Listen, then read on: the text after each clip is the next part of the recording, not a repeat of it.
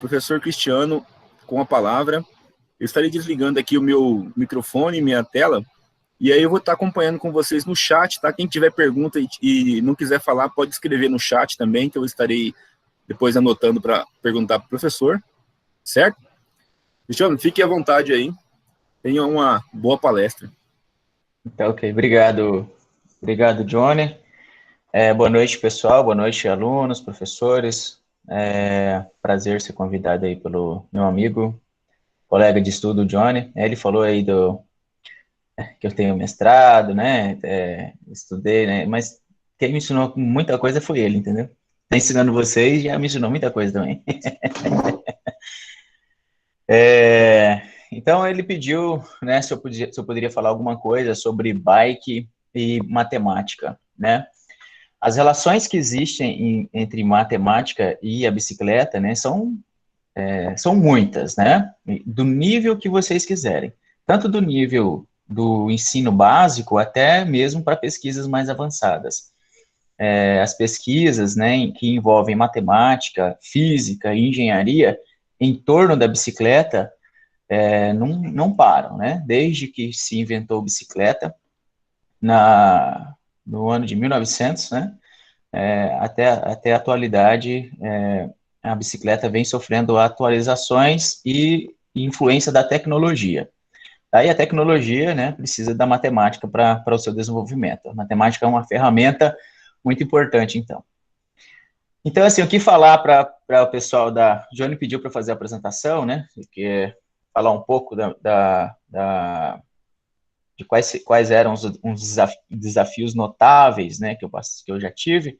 Então, falar só um pouquinho da minha história e falar da relação matemática, da parte da relação matemática que eu entendi que caberia mais, né, para o nível de vocês, né, para alunos de 12 anos, em torno, né, de 12 anos. Eu vou compartilhar minha tela com vocês e vou fazer a apresentação. Só um pouquinho.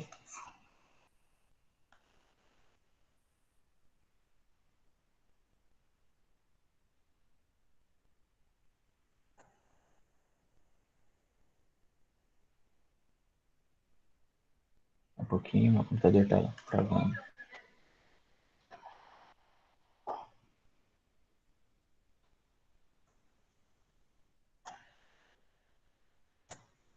Aí, saiu.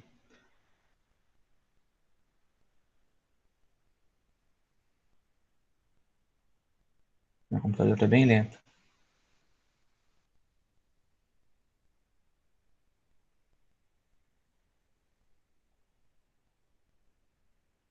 Vou compartilhar tudo logo, peraí.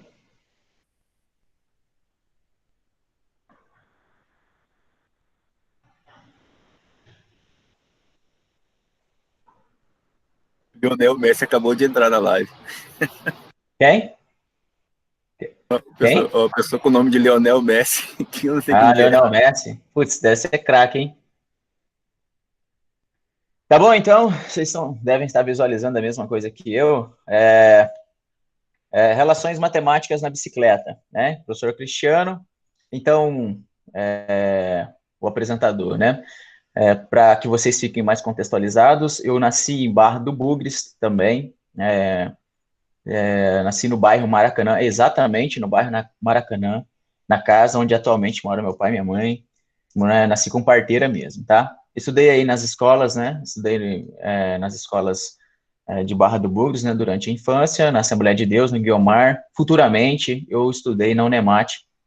Morei fora um tempo, depois estudei na Unemate, fiz matemática. E tive alguns contatos aí com o professor Johnny foi nesse período. O mestrado em Física no FMT foi em 2013, onde eu fiz também com o professor Johnny, né?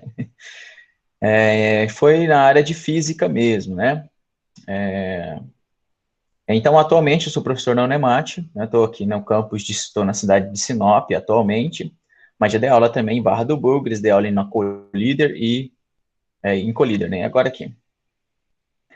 E essa história de atleta de performance amador, tá? Desde 2017. Então, eu comecei a praticar pensando um pouco mais de saúde, né? Então, essa aqui é uma foto de 2016, tá? Eu iniciei em 2015, mas essa foto aqui já era em 2016. Em 2015 eu pedalava apenas para...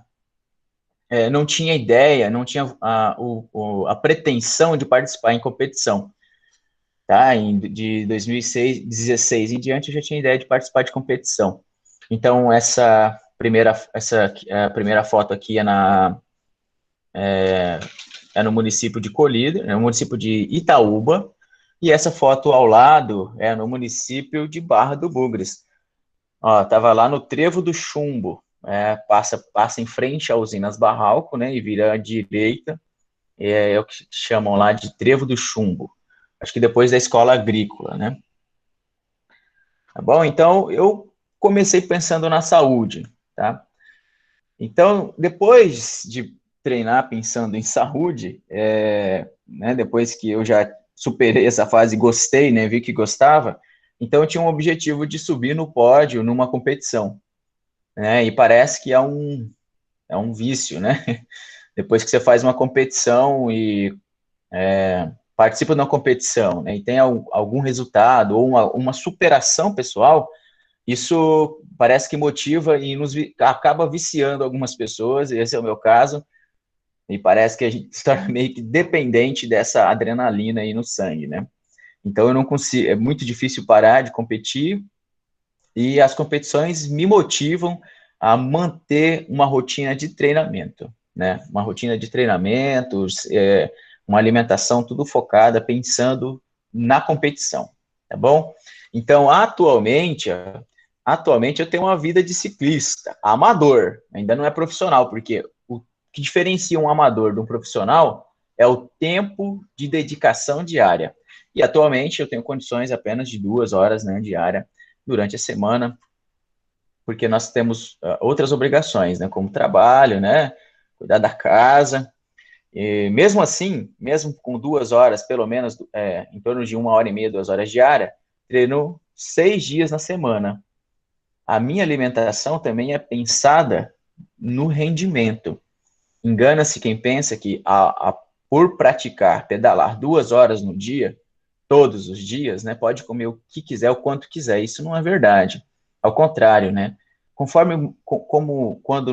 Quanto nós mais nos preparamos, mais o nosso corpo vai ficando econômico.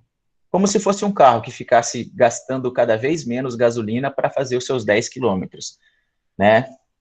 Então, o nosso corpo vai aprendendo a ficar econômico, a ficar eficiente. Então, é necessário ter cuidar da alimentação, né? Não precisa de muito rigor, mas é importante ter noção da quantidade de calorias que o corpo do seu tamanho, né, o corpo do meu tamanho precisa, e eu preciso também saber a quantidade de calorias que é ingerida durante o dia, né? Então, não adianta treinar, pedalar 2, 4, 5 horas por dia e comer demais também, né? As pernas não conseguem acompanhar o ritmo da boca. Essa é uma frase que eu digo, né? Bom, além de treinar e alimentar, a recuperação é um fator muito importante também, né, na vida de quem está pensando em ter uma performance. Essa questão da recuperação, da alimentação, né, e do treinamento vale também para estudantes de alta performance. Um estudante que tem o objetivo aí de entrar numa faculdade que é muito concorrida, que tem interesse de participar de um concurso, passar um concurso que também é muito concorrido, ele precisa de uma dedicação parecida. Não adianta deixar para o último dia, né, de competição, pensando na bicicleta, não adianta deixar para o último dia da competição ou para a última semana, né, próxima competição, e achar que você vai ganhar rendimento nessa semana. Você precisa de um treinamento aí de 3 meses, né, para ter algum resultado na performance. O estudo é do mesmo jeito. Você precisa todo dia estar dando estímulos para o seu cérebro para ele entender que aquilo que você está estudando vai ser importante em um momento, tá bom? Assim como os músculos e o pulmão da gente entende essa mensagem por conta dos treinamentos, né? E no caso do estudo, eu quero que meu cérebro absorva algumas informações. Então, é preciso que todo dia que o cérebro seja exercitado todo dia, tá? Em último caso, uma suplementação. Em último caso, é como se fosse o telhado de uma casa. Suplementos do tipo whey, né, glutamina, BCA, acho que talvez não faz parte do contexto de muitos de vocês, mas um dia vocês vão ouvir falar, mas não é isso que faz a diferença, né, na performance de um atleta, né? Os 3 primeiros aqui, ó, os 3 primeiros fazem muito mais diferença do que a suplementação, mas existe a suplementação também, como o nome diz, para complementar, né? É um suplemento a tudo que você vem fazendo. Tudo bem, vida de ciclista. O Johnny pediu para colocar algumas provas mais desafiadoras, e eu considerei como mais desafiadora a prova do Desafio do Cerrado do ano passado, de 2019. Eu estava com 3 anos, treinei, né, durante uns 3 anos para tentar fazer essa prova aí, porque eu sabia que era tradicional aí na região de Tangará da Serra, né? Aqui no pódio, né, vocês podem ver que eu estou aqui no pódio, e 3 posições do pódio são ocupadas por atletas do mesmo uniforme. Esse pessoal veio de fora, né, de Goiás, como uma equipe profissional para ganhar esse dinheiro, porque o primeiro lugar nessa competição valia R$5.000, né? Então, esse rapaz aqui levou R$5.000. Claro que eles dividem entre a equipe, né? E por isso, né, foi difícil, porque esse pessoal é bem treinado. Eu consegui a 4ª colocação, na geral, né? E entre o estado eu fiquei em 2º lugar. Para quem tinha 3 anos de treinamento, né, estou aí disputando com um pessoal que tem 10 anos de treinamento, tá bom? Então, a minha esposa também pratica, né, ela competiu no feminino, né? E esses outros 2 aqui são patrocinadores do evento, são de Nova Olímpia, tá bom? Então, a prova teve 95 quilômetros, né, de puro sofrimento. Só para vocês terem uma noção do que é 95 quilômetros, né? Então, nós partimos lá no pé da serra, lá daquele viaduto, indo para Tangará da Serra, muitos de vocês já devem ter passado por lá. Partimos debaixo daquele viaduto, né? Subimos a serra, aquela serrinha bendita, e fizemos toda essa trajetória, passando por Santo Afonso, e voltamos, e fizemos a chegada em frente do bar, que tem logo após a serra, aquele bar do Bigode. Então, só para vocês terem uma noção de distância, olha só, do pé da serra a Santo Afonso, chegamos perto de Arenápolis, né? É uma distância que era suficiente para nós termos passado por Denise e voltado para o mesmo lugar, né, do início da pedalada. Então, nós levamos aí, ó, né, levei 3 horas e 5 minutos para fazer essa prova, e deu uma média da velocidade, deu 31 km por hora em média. Bom, só para vocês terem uma noção, a segunda prova desafiadora, né, foi a prova de Confresa. Confresa fica muito longe da onde eu moro e muito mais longe da onde vocês moram também, muito mais longe de Barra do Bugres. Tem que pegar balsa, andar em estradas de chão, um bom trecho aí em estrada de chão, é bem desgastante chegar lá. Essa também foi muito desafiadora, porque tinha atleta profissional. Esse rapaz que está no primeiro lugar aqui é um atleta profissional que vive disso, né? Vive de treinar. É o Michael Douglas, né? Tem um rapaz aqui que é do Paraguai. E ali tinha o pessoal do Pará, né? Tinha o pessoal do Pará, Tocantins. Houve um encontro aí de vários estados, né, do Mato Grosso, naquela região, né, no ano passado. A prova teve 81 quilômetros e dessa vez aí, ó, deu 31,5 de média, de velocidade média, tá? Tinha muita serra também no percurso, né, tinha bastante elevação. Isso aqui é uma informação interessante também, pensando em elevação, né? O que é? Elevação é o quanto de subida você acumula durante o percurso. Suponhamos que durante um percurso você vá subir uma serra, vai descer ela e depois você vai subir uma serra, um morro um pouco maior, né? Então, vamos suponhando que essa altura aqui desse morro seja de 100 metros. E a altura desse outro morro aqui seja de 50 metros. Se você começou aqui nesse nível, né, no nível do chão aqui suponhamos que seja o nível do mar. Começou aqui no nível do mar, subiu 50 metros, desceu, aí subiu mais 100 metros e desceu. O seu acúmulo de subidas é de 150 metros, tá bom? Essa informação nós podemos obter antes, com o mapa da prova, com o mapa do percurso da prova. O mapa da Google tem essas informações do nível do relevo, tá? Então, assim, o acumulado de subida é uma informação importante, porque nós precisamos fazer a nossa estratégia pensando nas subidas que vamos encontrar pelo caminho.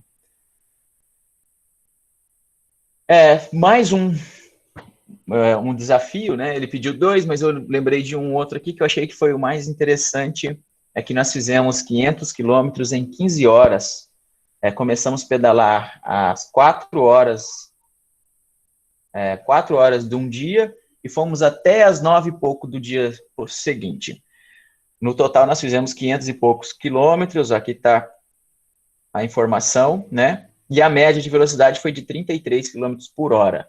Isso aqui foi feito em grupo, né? O ganho de elevação foi de 1.299, como se eu tivesse subido uma única serra com 1.299 ou 1.300 de elevação, né? Tá bom? Então, isso é ganho de elevação, isso significa ganho de elevação. Claro que eu não fiz tudo isso de uma vez só, né? Essa elevação, como eu mostrei no exemplo anterior para vocês, durante uma corrida, isso faz assim, vem uma subida, depois vem outra, né? Aí na Barra também tem um trecho que tem bastante subida, que é interessante de praticar, né? Lá perto, atrás do Banco do Brasil, ali, indo do Maracanã para o Banco Bradesco, tem aquelas subidinhas ali, é bem bacana também. Elas não dão 50 metros, é claro, acho que dá em torno de 20 metros, mas é num curto espaço, né? Aí envolve um conceito chamado taxa de inclinação, que eu acho que a gente não vai falar sobre isso não hoje, né? Tudo bem, então, ó, esse aqui foi por que eu considerei esse daqui? Não porque fizemos os 500 quilômetros em 15 horas, né? Mas porque foi reconhecido por um vereador da Câmara e nós recebemos uma moção de aplauso. Então, nós começamos esse pedal com umas 50 pessoas e só nós terminamos, né? Tivemos essa persistência aí de varar à noite, né? Das 4 horas da tarde de um dia até 9 e pouco da manhã do dia seguinte. Tivemos essa persistência, né? De varar à noite pedalando. Claro que aconteceram 2, 3 pausas, né? Para alimentação, repor a água, e carregar a bateria da lanterna para continuar iluminando o percurso que a gente estava fazendo, tá bom? Então, fomos, aqui está eu, o Adam, meu amigo, a Beth e a Elisângela. Então, nós terminamos juntos, começamos juntos e terminamos juntos, as mulheres também representando, aí mostrando que tem muita resistência também. Tá? Não é uma velocidade baixa. Nós fizemos esse percurso com a bike de speed, bike de estrada. Aquelas que têm o pneu fininho, para quem não sabe do que eu estou falando. Aquelas bikes do pneu fininho que servem preferencialmente para andar em asfalto. Não é que não pode andar na terra, pode, mas em algum lugar pode entrar um areião e aí você não vai conseguir sair dali pedalando, né? Então, mais indicado é no asfalto ou num chão bem batido. Isso aqui eu achei muito interessante, né? Porque a moção de aplauso tem que passar por uma votação da Câmara, né? E, infelizmente, nós não tivemos a cerimônia completa por conta da pandemia, né? E aí só foi nós mesmos e o vereador e os seus assessores lá. Então, essas informações que vocês estão vendo aqui, ó, fica no aplicativo chamado Strava. né? Eu coloquei um link aqui, mas eu acho que não vem ao caso agora. Depois, se vocês quiserem, eu mostro esse aplicativo para vocês. Eu não sei quanto tempo vai demorar isso, né? Pode ser rápido, essa apresentação pode ser rápida ou não. E vamos ver o que tem mais adiante aí, né? Então, isso aí é a minha apresentação, a apresentação do professor Cristiano e do atleta amador também, Cristiano, também conhecido como Cavalinho. Bem, pensando em matemática na bike, a primeira coisa que acontece quando você resolve pedalar, primeiro elemento, as primeiras relações com a matemática, né, quando você resolve pedalar, ou o que deveria acontecer, são os ajustes na bike. Então, assim, ó, existe uma bike, uma medida de bike para cada altura de pessoa. O ajuste da bike, né, também é chamado de bike fit. O uso da língua inglesa aí, né, no meio do ciclismo existe um uso excessivo aí de termos com palavras em inglês. Bike fit significa um ajuste, como se fosse uma bike ajustada, né? Bike no seu ajuste, né? Uma bike para o seu corpo, uma bike com ajustes pensado para você, tá? Então, aqui está a Tati, estava fazendo o bike fit, né? A minha esposa, tiramos a medida aí. Ali a gente tira a medida da altura da pessoa, tira a medida do cavalo, que é a distância entre o pé e o osso do quadril que nós usamos para sentar, né? É o tamanho da perna, né? Medido pela parte de dentro da coxa. O tamanho da perna é o que nós chamamos de tamanho do cavalo. A altura da pessoa, o tamanho do cavalo são as informações principais, né, que são necessárias para se ajustar a bike no seu tamanho. Então, eu estou aqui fazendo um teste, né? Foi feito o ajuste do selim, a altura do selim e a posição do selim. E eu estou fazendo um teste aqui, né? Isso aqui é um aplicativo ligado ao rolo, onde eu estou pedalando. Ele faz uma simulação da pedalada, como se eu estivesse pedalando num percurso, né? Eu não preciso virar, é claro, mas se no percurso tiver subida, o rolo tá pegando no pneu, faz com que a pedalada fique mais pesada. Então ele faz uma simulação da subida, de uma descida, e também do vácuo, né? Tudo bem, então assim, você precisa ajustar a bike à sua altura, para que você tenha, principalmente se você está pensando em performance e se você vai pedalar todos os dias, né, ou pelo menos 4 vezes por semana. Mas é interessante que mesmo que você use a bike apenas para ir para a escola, para ir na padaria, para ir pescar aí perto de casa, que ela esteja, que você siga o ajuste mais básico de todos. E eu vou mostrar já isso para vocês. Né? Então, como é que é feito esse ajuste que foi feito para mim e para minha esposa, é com auxílio de um computador. Então, as minhas medidas vão para um programa de computador, um programa da Shimano, e o programa fornece a informação de qual é a altura que o selim tem que ficar, qual que é a distância entre o selim e o guidão, tá? Então, essas são as informações mais básicas, né, para ajustar a bike no seu corpo, né? Tá bom, então aqui do lado, eu tenho uma outra situação, uma forma de ajustar a bike para o seu corpo, também, né, utilizando computação, né, coloca-se os marcadores aqui no corpo do ciclista, tá vendo? Eu estou fazendo pontinho vermelho, tem os marcadores. A câmera identifica esses marcadores e mede qual que é o ângulo entre esses marcadores. Então, ó, entre este marcador e a cada 3 marcadores, né, é possível você identificar um ângulo, tá? Então, ó, aqui tem um ângulo da abertura entre a coxa e o tronco. Você vai chegar lá para fazer esse teste com a sua bike, né, regulada de maneira aleatória, do jeito que você pegou lá da loja, né, e vai lá fazer esse teste.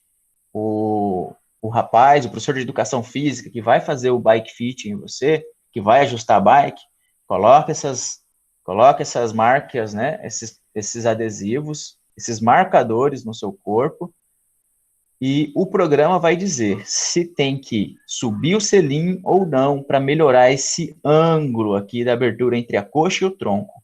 O ângulo que a perna faz também é muito importante, tá?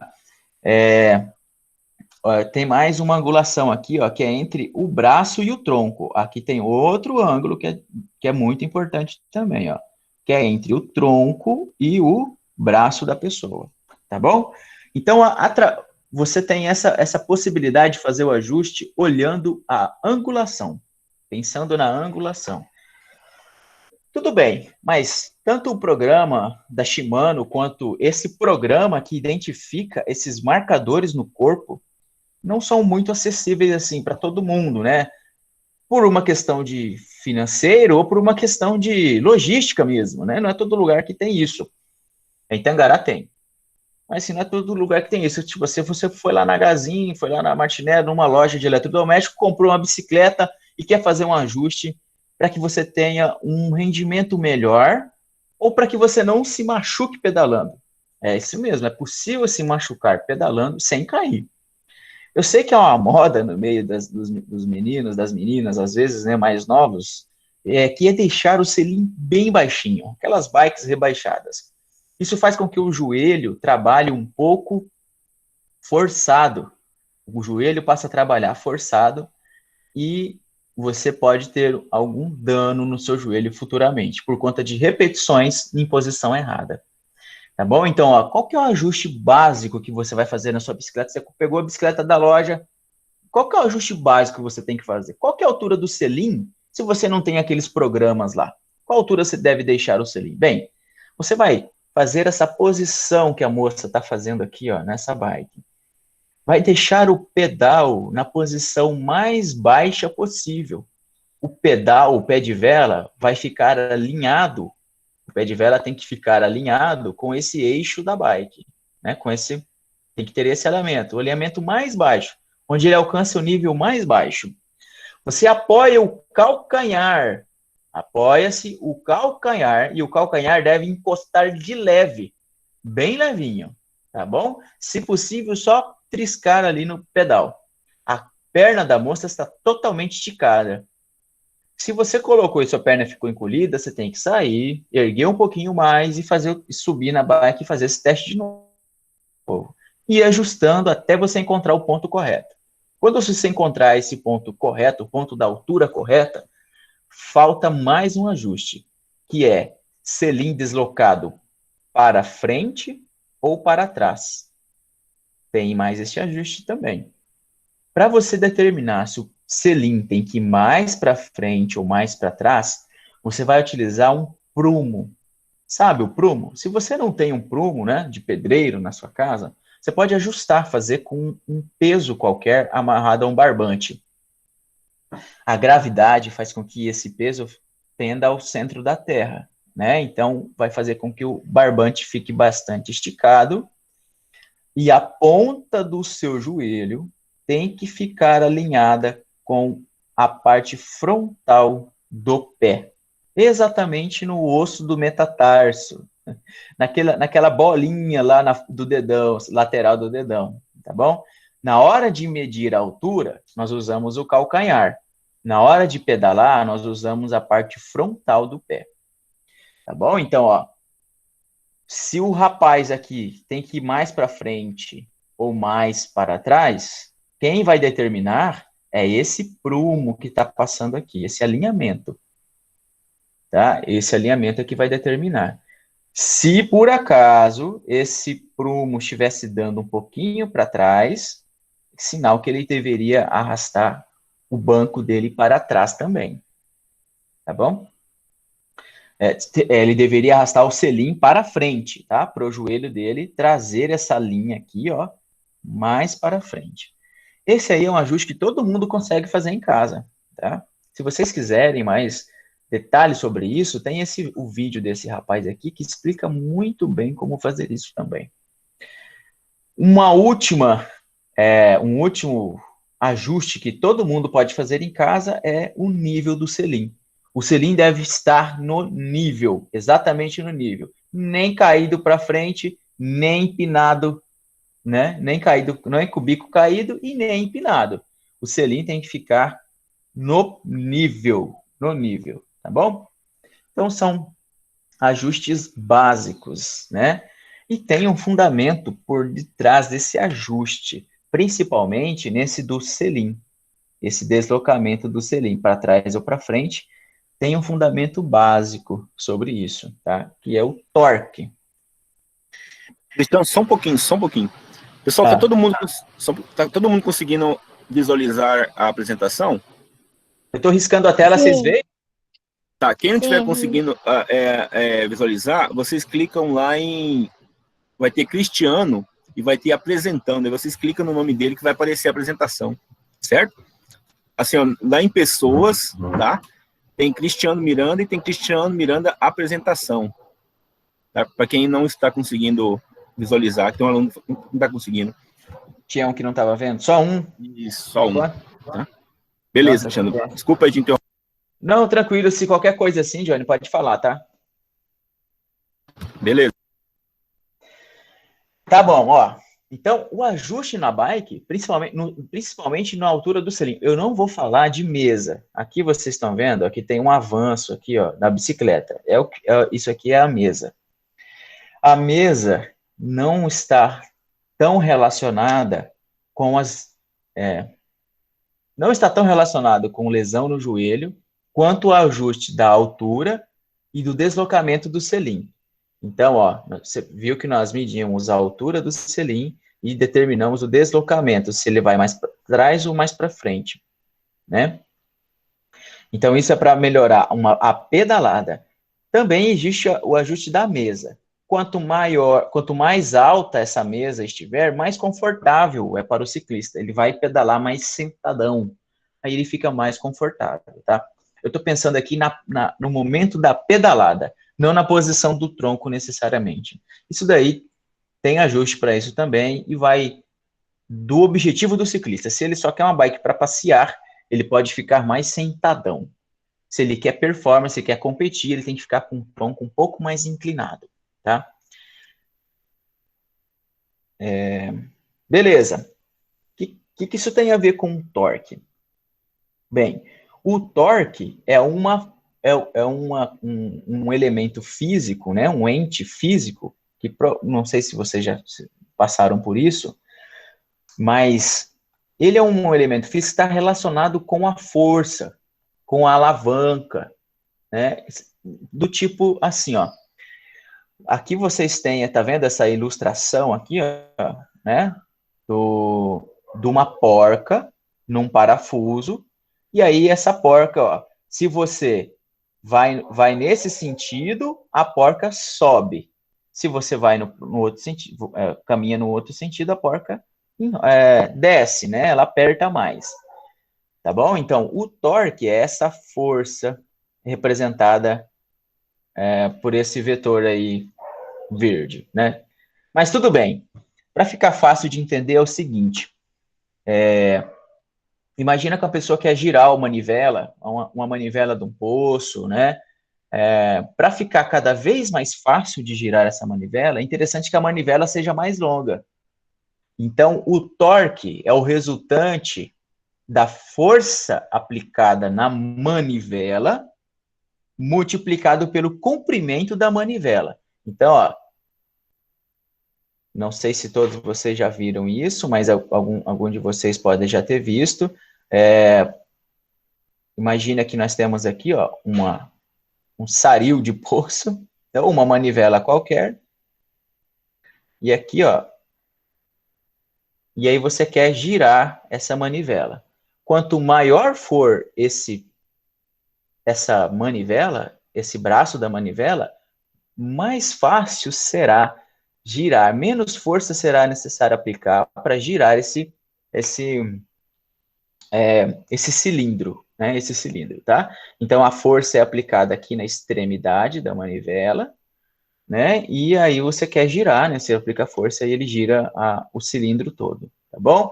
Na pedalada acontece a mesma coisa. Na pedalada acontece exatamente a mesma coisa. O que nós estamos vendo aqui, ó, é a ilustração de uma coroa de bicicleta. O pé de vela e o pedal aqui na extremidade. Então, o que que acontece? A força aplicada no pedal, pelo pé da pessoa, né? É aplicada assim, mais ou menos nessa orientação. Tem mais ou menos essa orientação, tá? Quando o pé de vela está nessa posição desse desenho, exatamente na posição desse desenho, é que acontece um momento onde a força começa a ficar maior, onde você aplica maior força, porque nós estamos nos aproximando do ângulo de 90 graus. Ó, tá vendo que o pé de vela faz um ângulo com relação a esse eixo vertical? Ó, o pé de vela faz um certo ângulo, né? Um ângulo θ. Vamos chamar esse ângulo de θ, né? Quando esse ângulo está se aproximando de 90 graus, é quando acontece a maior aplicação de força. Quando é que esse ângulo aqui vai dar 90 graus? Quando o pé de vela estiver aqui, nessa posição, que é a posição que eu uso para medir se eu quero o selim mais para frente ou não. E por que isso? Porque o torque é maior quando você aplica a força a um ângulo de 90 graus. Olha só, o torque é máximo quando você aplica a força num ângulo de 90 graus. Olha a ilustração do rapaz aqui com o prumo. Percebam que o pé de vela está na horizontal e o prumo, a linha do prumo, está fazendo um ângulo de 90 graus com o pé de vela, tá bom? A canela do rapaz não está fazendo o ângulo de 90 graus, tudo bem, porque a força vem daqui do joelho para baixo, perpendicularmente aqui, né? Ortogonalmente ou perpendicular, né? Tá bom, perpendicular tá mais acessível, né? Tá bom? Então aí forma um ângulo de 90 graus com a manivela. E é nesse momento que você quer desempenhar a maior potência, maior força, né? Você quer desenvolver o maior torque. Nesse momento é onde você tem o maior torque. Porque você não vai poder aumentar o pé de vela durante a pedalada para ficar mais fácil, né? Para essa pedalada ficar mais fácil. Então, o pé de vela é fixo, né? A sua força também tem uma certa limitação, né? Nossa força tem uma certa limitação. Então, nós vamos escolher um ângulo, né, de aplicação de força, mas isso acontece de maneira natural, tá, gente? Você não fica pensando nisso. Quando você tenta fazer o máximo ali na pedalada, é isso que acontece, né? E a gente, às vezes, faz isso sem perceber, tá bom? Mas para fazer o ajuste na bike, olha só que interessante, você precisa dessa informação, você precisa entender ter um pouquinho dessa noção. Aqui nós temos um gráfico da força resultante, né? Ou do torque também, está relacionado ao torque também, tá? E associado ao ângulo. Olha só, quando é que a força é máxima? Ó, quando é que a força atinge a maior altura aqui? Ó, o gráfico da força atinge a maior altura quando o ângulo for 90 graus. Quando o ângulo for 90 graus, a força atinge a maior altura. Tá bom? Então, o ajuste da bike tem elemento matemático, também tem bastante elementos matemáticos por trás disso, né? E, além disso, tem física, né, por trás disso, tá? Tá bom? Essa parte do torque aí, eu estou meio tateando com vocês, mas é praticamente isso. O torque é um produto de duas grandezas. Distância da manivela e a força aplicada, tá? O tamanho da manivela ou do pé de vela e a força aplicada. Tá bom? Só que o torque será maior se você tem uma força fixa. E o tamanho, se você tem a força que é fixa e o tamanho é fixo, o que vai fazer variar é o ângulo de aplicação, né, da força. Então, você vai querer aplicar, se você quiser um torque máximo, vai querer aplicar a força fazendo o ângulo de 90 graus. Tá bom? Então, ajuste da bike e torque, né? Vou fazer uma pergunta, antes de passar para frente. Uhum. Tem o tamanho, em competições aí, o tamanho do pé de vela, ele tem um limite ou você pode aumentar ele de acordo com o máximo que dá, por exemplo, para não pegar no chão? Entendi. Pergunta bacana. Então é o seguinte, eu disse que o torque é uma multiplicação é um produto do tamanho do pé de vela pela força aplicada. Então aqui a força aplicada no momento da pedalada. Se a minha força é limitada e o pé de vela é fixo, minha força, cheguei, treinei 3 meses, não consigo ter mais força que isso. E aí o pé de vela tem um tamanho fixo. Como é que eu... E eu sei que o torque é o produto da distância, né, do tamanho desse pé de vela pela força. Então eu vou escrever assim, ó, que o torque ficou feio, né? Mas tudo bem aqui, ó, que o torque é igual, tá? Isso aqui é igual. É igual a distância vezes a força. Para o torque dar um número maior, você tem que aumentar. Ou aumenta a distância, ou aumenta a força. Mas a força é limitada. Eu não consigo ter mais força depois de 3 meses de treinamento. Então eu vou aumentar a distância do pé de vela. E por que nós não aumentamos, então, a distância do pé de vela? Essa questão. Porque a nossa perna é limitada. Se você aumenta demais o pé de vela, ele, como o professor sugeriu, ele pode pegar no chão, ou ele pode ficar tão grande que você vai ter que encolher muito a perna no momento em que ele estiver na posição superior, e você teria que esticar muito a perna no momento que ele estiver na posição inferior. O tamanho do pé de vela está relacionado com a amplitude da perna do ciclista, da perna do ciclista. Tá bom? Então, seria uma alternativa para aumentar o torque. Aumenta, então, o tamanho do pé de vela.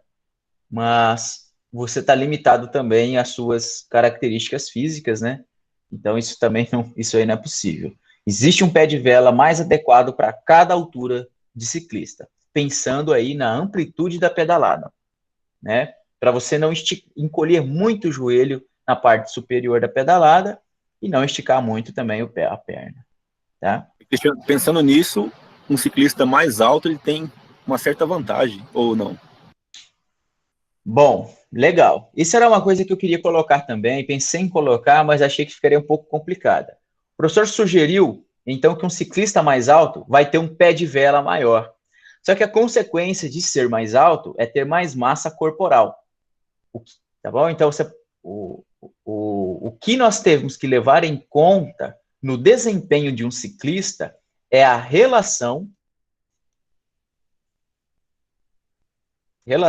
peso-potência, ou potência-peso. Na verdade, é potência-peso. O pessoal vê o termo em inglês e fala peso-potência, mas é potência-peso. Peso de quem? Peso do ciclista. Um ciclista maior, um ciclista mais alto, vai conseguir ter mais potência. Por outro lado, ele será mais pesado. Então, é uma questão de proporcionalidade, né? É uma questão de proporcionalidade. Se você multiplica por 2 a parte de cima, você vai multiplicar por um fator bem próximo de 2 também, o denominador. Né? Se fosse ao contrário, os baixinhos, assim como eu, não conseguiríamos fazer nada aí no meio do ciclismo, né? Ainda bem que existe essa relação peso, potência-peso, né? A questão é, quanto de potência você tem para cada quilo corporal? Quanto de potência você consegue aplicar para cada quilo? Eu sou um cara de 60 quilos, mas eu consigo ter 120 watts de potência na pedalada. Então, eu tenho, para um cara de 60 quilos, ele consegue aplicar aí 120 watts de potência, então significa que a relação peso-potência dele, relação peso-potência é 120 por 60, ou seja, 2 watt por quilo. 2 watts por quilo, tá bom? Um homem aí, um outro ciclista, um homem, uma mulher que seja, mas que tem aí 80 quilos, né? Ela vai conseguir aplicar uma potência maior, só que aí ela vai ter um peso maior também para carregar, Tá bom? Então, ainda bem que a natureza tem o ciclismo tem essa natureza, né? Isso é uma questão da natureza do ciclismo, e acho que do atletismo também. As pessoas maiores, elas têm mais força mesmo, né? Tem mais alavanca, músculos maiores, mais alavanca, e só que elas são mais pesadas, né? Um exemplo disso, que não seja o ciclismo, é o Usain Bolt, né? Ele é um cara muito alto, ele é muito pesado, mas ele tem muita força, tá? Então é como se você fizesse uma largada entre um caminhão e um Uno. O Uno tem uma arrancada mais rápida, né? Mas com o passar do tempo aí, depende do caminhão também, né? Caminhão vazio. Com o passar do tempo, esse caminhão vai conseguir imprimir uma velocidade maior do que uma caminhonete. Vamos colocar uma caminhonete, porque o caminhão não valeu não, tá? Então, com o passar do tempo, a caminhonete vai conseguir aplicar uma velocidade maior do que o Uno. Mas na arrancada, o Uno é mais rápido, né? Tá bom, o Usain Bolt tem essa característica, né, de ser mais alto, mais forte, mas ele é mais pesado, e ele consegue vencer, assim, meio que da prova, do meio da prova em diante, né? Ele embala mesmo. Tá bom. Relação peso-potência.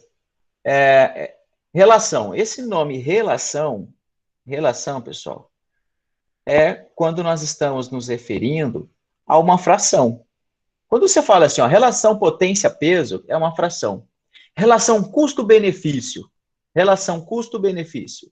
Custo-benefício.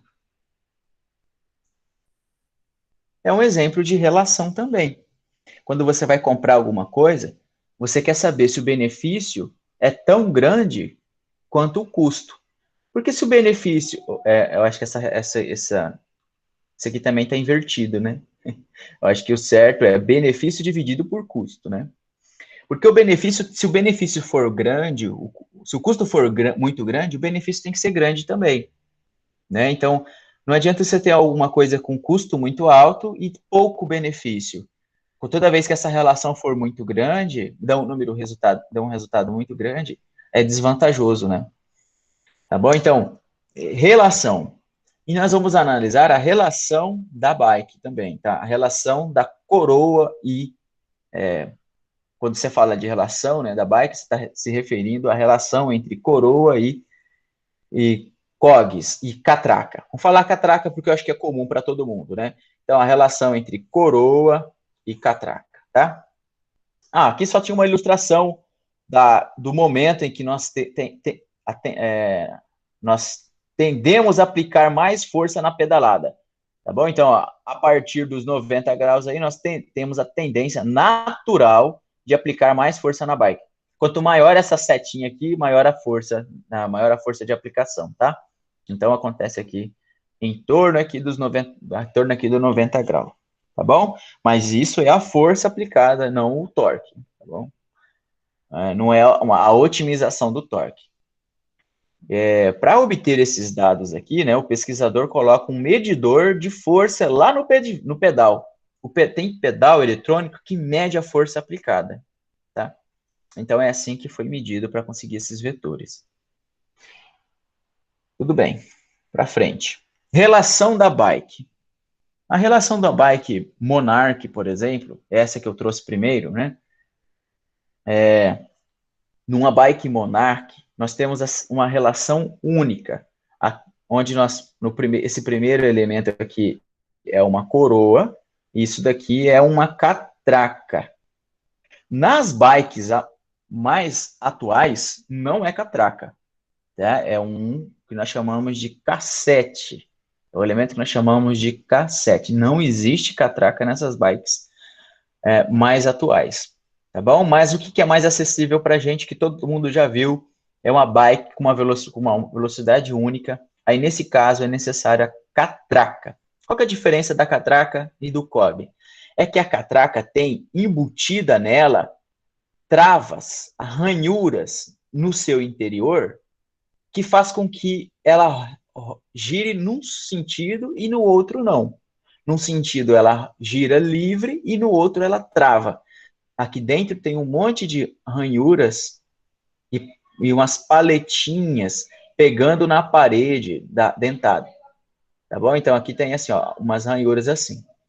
Então, quando você vai tentar girar para um lado, se você girar para cá, a paleta não pega na ranhura. Se você gira nesse sentido, então essas setinhas vão cravar nas ranhuras, ó, elas cravam nas ranhuras que tem lá dentro, isso está acontecendo lá dentro, tá?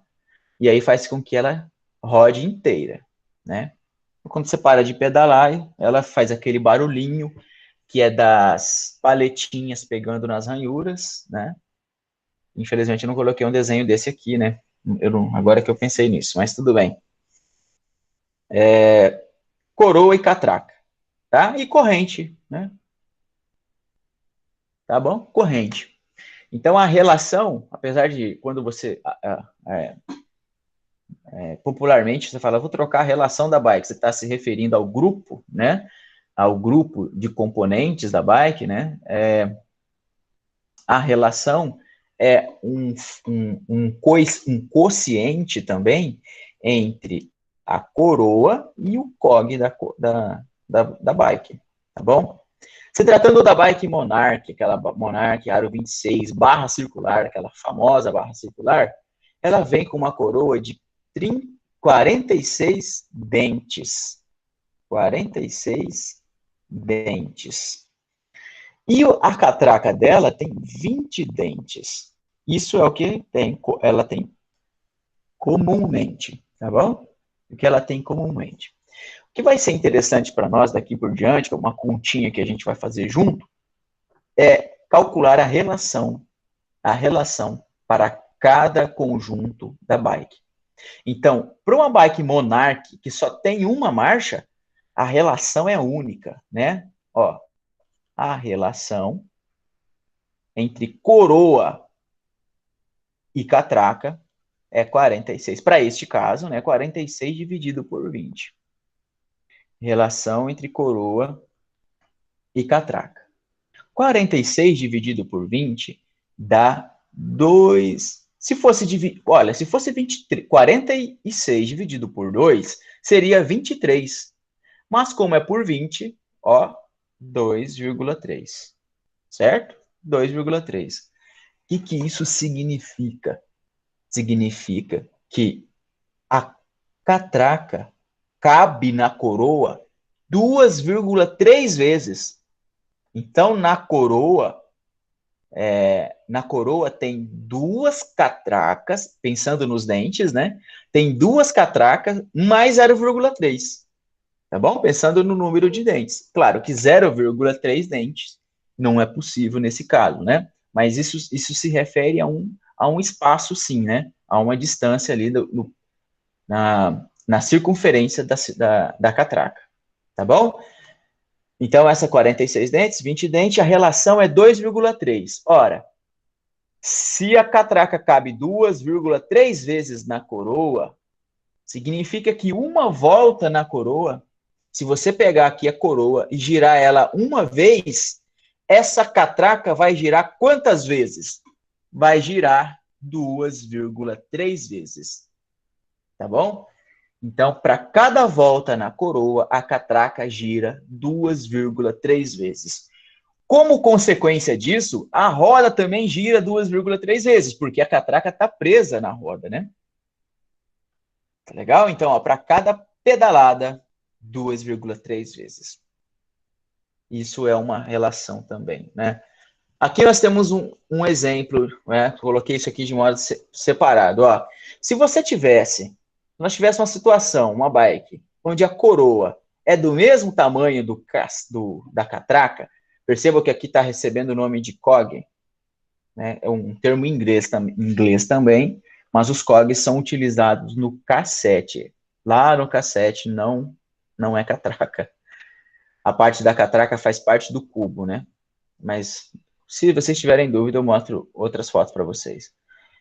Tá bom, ó, então se nós temos a situação onde a coroa é do mesmo tamanho da catraca, para cada volta na coroa, uma volta na coroa, opa, ficou feio aqui.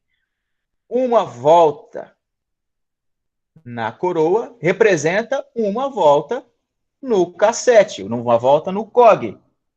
Consequentemente, uma volta na roda. Certo? E se a coroa for menor do que o COG? E se a coroa for menorzinha? Aí acontece uma redução. Mas você vai reduzir a pedalada, porque para cada pedalada aqui, claro que isso vai depender do tamanho da coroa, né? Deixa eu ver, essa daqui é 36. Então, ó, a relação dessa bike aqui, ó, é 20 dividido por 36, que dá aproximadamente 0, opa, esse aqui não apaga. Aproximadamente 0,55. Significa que uma volta na coroa ou no pé de vela implica em 0,55 volta na roda, no COG, na catraca, na roda, né, claro. Quando eu falar catraca, o COG, ele está preso na roda. Se ele deu meia volta, a roda também deu meia volta. Tá? Aproximadamente meia volta. Beleza? E se a coroa é muito grande, então acontece uma multiplicação, né? Não é redução. É o exemplo da bicicleta que nós mais conhecida, a Monarch, né?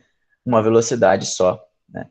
Então, nesse caso aqui, ó, para esse exemplo, nós temos uma coroa de 42 dentes, e se minha vista não falha, o COG é 16 dentes. Isso está dando aproximadamente 2,62. Significa que uma volta na coroa implica em 2,62 volta na roda.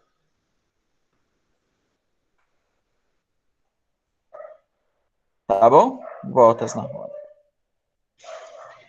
E essa informação seria interessante caso você quisesse calcular quantas pedaladas você tem que dar, né, por minuto durante uma hora para andar 20 km por hora. Ou melhor, e se você estiver dando 80 pedaladas por minuto durante uma hora, qual a distância percorrida? Será que é possível fazer essa conta? Ó, né, nós vamos fazer essa conta mais adiante, tá? Então, continuando com relação da bike. Eu comecei aqui com uma relação de uma marcha só, uma relação que tem uma única marcha, né? Um grupo que tem uma única marcha. Não tem como trocar a coroa nem a catraca, né? Só tem um. Beleza. Pensando no... Atualmente, o que, assim, eu acho que é mais comum para a gente, né? É ver esse grupo aqui nas bicicletas, né? Este aqui tem uma catraca embutida. Ainda não é o cassete que eu havia dito. Ele também tem uma catraca embutida, e eles rodam tudo junto, né? Essa catraca aqui. Tudo bem. Pensando historicamente, claro que eu tenho outros vídeos, caso dê tempo, eu mostro alguns vídeos para vocês de como que é o funcionamento dessa bike aqui, que é uma das primeiras. Não é a primeira, porque no contexto, as primeiras bikes nem pé de vela tinham. Então, a primeira bike era só 2 rodas, você senta em cima, tinha guidão, né? Você sentava em cima do banco ali e andava com os pés, né? E depois disso veio o pé de vela, com a corrente, né? E marcha foi vindo com o passar do tempo também. Essa que nós estamos vendo aqui, ó, do lado, é uma bicicleta que tinha 3 marchas na parte de trás. 3 marchas. O que acontecia? Como é que era feita a troca de marcha? Essa haste que está aqui arrasta a corrente para um lado ou para outro. Faz a corrente cair numa coroa ou subir, cair numa catraca ou subir para outra catraca. Tá bom? Só que se você está numa catraca maior e desce para uma menor, a corrente ficaria folgada. A corrente ia ficar bamba, né? Porque o eixo da bicicleta, aqui da roda da bicicleta, está fixo. Então, se você caiu aí, saiu de um COG maior para o menor, a corrente ficaria folgada. Como é que estica a corrente? Ó, com esse tensionador aqui. Isso é o que mantinha a corrente esticada, o que evitaria a corrente de cair, né? Então, tinha esse tensionador aqui com mola, tá bom? A primeira bike que tinha 2 marchas, né? A primeira que teve... E assim, ela tinha uma catraca de cada lado da roda. Para trocar de marcha, o ciclista tinha que chegar no pé da montanha, porque ele tinha uma marcha para andar no plano e uma maior para subir as montanhas. Então, ele chegava no pé da montanha, girava a roda e colocava a roda de novo para subir a montanha. Tinha que descer da bicicleta. Com o passar do tempo, né, como vocês estão vendo, isso aqui já é uma modernidade. Que hora que é aí, Johnny? Cadê? Deixa eu ver. 8 horas. Eita, rapaz. Quanto tempo nós temos? Mais 10 minutinhos? Tá. Eu acho que não vai dar tempo, então, de fazer a continha. Mas tudo bem, só vou falar o que é, né? Vamos falar o que é, beleza. O que é possível ser feito? Gente, ó, caso você queira calcular a distância percorrida, né? Você quer calcular a distância percorrida para alguém que consegue girar o pé de vela durante 80, numa frequência de 80 vezes por minuto, durante 1 hora. Qual seria a distância percorrida? Bem, para isso é necessário conhecer qual que é o tamanho... Deixa eu apresentar de novo aqui. Conhecer qual que é o perímetro da roda. É necessário conhecer qual que é o perímetro da roda. E qual é a relação das marchas. Eu comecei esse exemplo aqui para uma Monarch, daquela do início lá. Né? Porque ela tem 46 dentes na coroa e 20 na catraca. Então, e nós já vimos que para cada volta que você dá aqui no pé de vela, a roda vai dar 2,3 voltas. Mas ao dar 2,3 voltas, qual que é a distância percorrida? Qual distância essa bike percorreu? Bom, para determinar isso, você precisa saber qual que é o perímetro da roda, né? E para saber o perímetro da roda, se nós sabemos que simplesmente que a bike é aro 26 polegadas, então o que nós fazemos? Ó, nós pegamos o raio da bicicleta, né, o raio mesmo aqui, ó, do centro até a borda, e calculamos o perímetro, utilizando aquela continha, aquela fórmula que nós já aprendemos há um tempo aí na geometria, que é 2πr. Isso mesmo, 2πr. Sabendo que a bike, ó, ela tem 26 polegadas, a roda tem 26 polegadas, é possível fazer essa conta para saber qual que é o perímetro total. Opa, tá. Tá dando bug aqui. Qual que é o perímetro da roda? Qual que é o perímetro da roda, tá? Então, ó, se é 26 polegadas e 26 polegadas, é 26 polegadas, a forma de medir, pessoal, é o diâmetro, tá? Não é o raio, tá bom? Então, e outra, 2 vezes o raio é o diâmetro. Para calcular para uma bike de 26 polegadas, nós podemos substituir o 2R, isso aqui é a mesma coisa aqui, 2R vezes π, né? Eu vou trocar esse 2R por 26 vezes π. Né? 26, lembrando que o resultado vai sair em polegadas, né? Vai sair em polegadas. Aí, para mudar para centímetros, é necessário multiplicar por 2,54, porque 1 polegada tem 2,54 centímetros. Sabendo o tamanho da roda, qual que é o perímetro da roda, aí sim você consegue calcular a velocidade, consegue calcular a distância percorrida dessa bike. Mas é necessário um pouco de geometria para isso também, tá bom? E um pouco de noção de tempo, né? Porque, ó, suponhamos que você consegue pedalar, girar o pé de vela a 80 vezes por minuto. essa quantidade é o que nós chamamos de cadência. A cadência é quanto eu giro o pé de vela por minuto. Então, uma cadência de 80 RPM, 80 rotações por minuto, né? Dão quantas rotações numa hora? Se você gira 80 por minuto, em uma hora,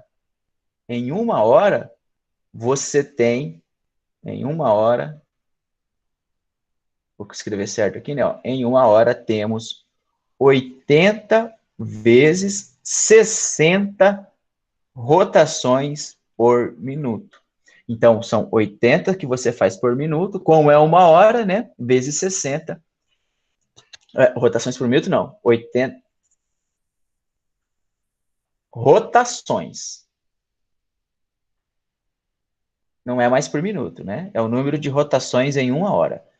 Você tem tudo isso de rotações, né? 6 vezes 8, nós já sabemos que é 48, tem 2 zeros aqui, ó. Então, isso aqui é o equivalente, ó, a 4.800 vezes. Então, você deu 4.800 voltas no pé de vela. Essa é uma característica de cada um ciclista. Alguns conseguem manter isso aqui, alguns mantêm até 100 RPM, tá? Então, se você deu 4.800 voltas no pé de vela, quantas voltas deu a roda? Falta multiplicar por 2,3. Multiplicando 4.800 por 2,3, você vai determinar quantas vezes a roda girou. Né? Quantas vezes a roda girou. E sabendo o tamanho da roda, né? Aí você consegue determinar a distância percorrida. Tá? Vou fazer meio por cima, qualquer coisa a gente volta aqui e termina essa continha, Johnny. Aqui é o espaço que eu deixei para conta, mas é rápido, né? Eu estava falando dessa continha aqui para determinar a velocidade, eu queria que nós fizéssemos a conta. Olha só, isso aqui é uma notícia que eu peguei no site Red Bull, foi em 2017. Um ciclista alcançou a marca de 202 km por hora. Ele deveria ser homologado aí no livro do Guinness, né? Pelo menos para o Brasil, esse é o ritmo, é a velocidade maior atingida para um ciclista. Só que ele não foi sozinho, né? Ele precisou de um carro para dar vácuo para ele. Vácuo também é um elemento que nós estudamos na física, né? Tudo bem. A questão era o seguinte, para atingir essa marca de 202 km por hora, será que com uma coroa igual a da Monarch seria possível? Qual teria que ser o tamanho dessa coroa, né? E, bom, aqui tem um pouquinho do vídeo, né, dele atingindo essa velocidade, só para vocês verem como aconteceu. Tinha um carro que anda muito rápido na frente, ó, dando o vácuo para ele, e ele aqui, ali naquela região onde tem pouco ar. Na verdade, o carro chega a puxar ele, né, tem uma ajuda, mas mesmo assim, nessa velocidade, é muito, mas muito difícil de se manter ali, até mesmo para a estabilidade da bike. Presta atenção agora que ele quase cai, né? Ele perde o controle da bike. É um pneu muito fino, né? E ele tem que rodar o pé de vela muitas vezes, mas muitas vezes mesmo. Agora atingiu aí a marca, ó, 202, ao momento que ele vibra o guidão, quase caindo aí, né? Tudo bem. Olha o tamanho da coroa dele. 100 dentes. A coroa deve que ter 100 dentes. Senão se tornaria impossível, né, para um homem girar o pé de vela tantas vezes assim. Então ele colocou uma coroa de 100 dentes, ó, coroa de 100 dentes, e um cog, e uma catraca, né, de 10 dentes. Qual que é a relação nessa bike? Qual que é a relação, né,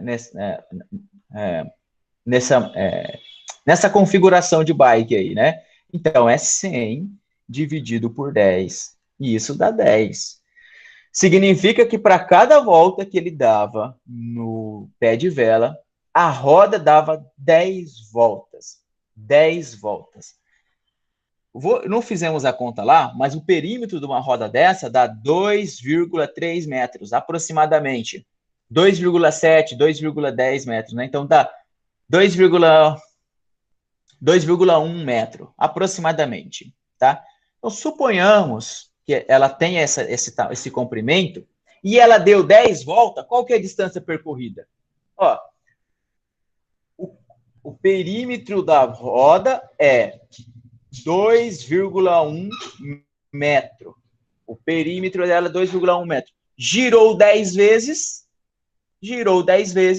você caminhou ou ela percorreu 21 metros.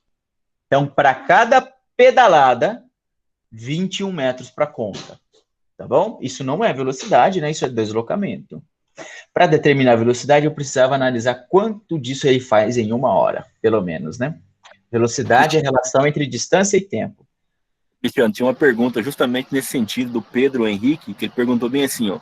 Professor, se a coroa e a catraca for maior, com 56 dentes mais ou menos, isso afeta na velocidade? Aí, Pedro, acho que essa explicação aí já contemplou a sua pergunta, né? No caso, você perguntou uma com 56 dentes, essa tem 100 dentes, né? Essa tem 100 dentes. Então, assim, seria assim, ó, se você quer atingir uma velocidade muito alta, aumente a coroa. Só que nós temos a limitação das pernas também, né? Porque quanto maior a coroa, mais pesado ficará, mais difícil será rodar o pé de vela. Tem isso também, né? Isso tem que ser levado em conta. Esse ciclista conseguiu fazer essa proeza porque ele estava ali no vácuo do carro, então fica um pouco mais fácil de pedalar, né? Tem outros, fora do Brasil, outras pessoas fizeram algumas marcas desse tipo, mas foi seguindo o mesmo protocolo, com o carro na frente dando vácuo. Uma pergunta que ficaria interessante para vocês seria assim, ó,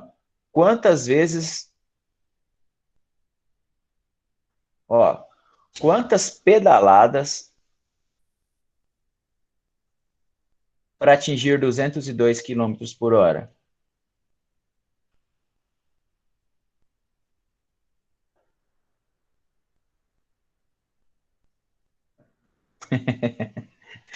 Quantas pedaladas para atingir... Claro que aqui a pedalada também é por minuto, né? Aí dá para fazer a conta durante 1 hora, né? Você pode fazer a conta durante 1 hora, né? E ver se deu para andar ali os 202 quilômetros. Bem, então é isso, né? Eu só não concluí essas contas, né? Eu acho que ficaria mais... Eu acho que vai ficar... Parece que vai ficar pesado, né? Demorou mais do que eu imaginei.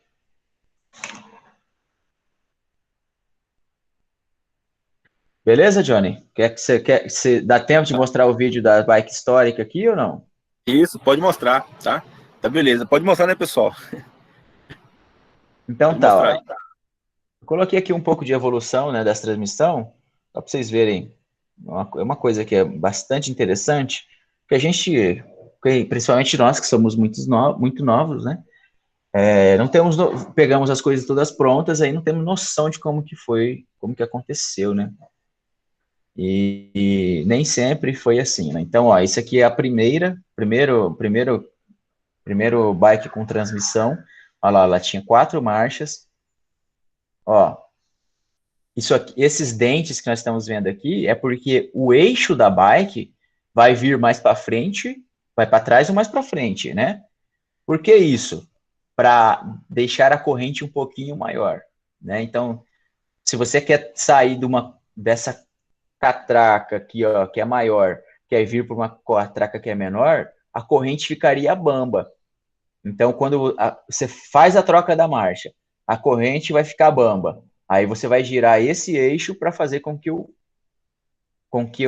eixo da roda vá mais para trás, esticando assim a corrente. É como se você estivesse apertando a corrente e andando em movimento. Aí eu vou dar continuidade no vídeo, vocês vão ver isso daí, tá?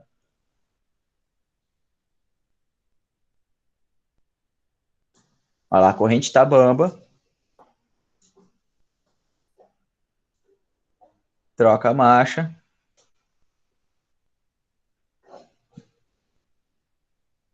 Troca a marcha, ó. E depois estica de novo. essa foi a primeira, uma baita revolução para o ciclismo.